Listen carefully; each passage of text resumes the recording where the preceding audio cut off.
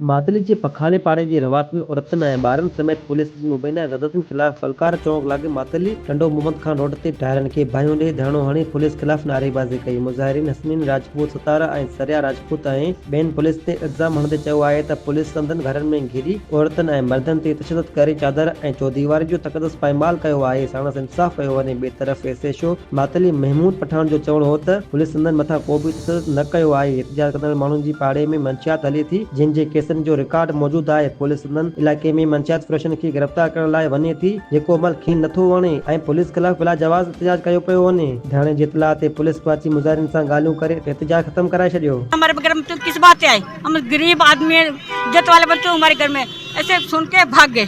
शराब उन्होंने पी थी। कितने बंदे उठाए? 2 बंदे थे, नहीं 2 गलत हम पाण बुधायो बदतमीजी करी बियो बड़ा एक्सपर्ट जेको भी हुजे, जेको भी हलाए कुछ भी करे बना होते हमारा के मारे तो मारियो खेरा, पर ये तो ना न्याणियुनि सां बदतमीजी कंदा, घरनि में अची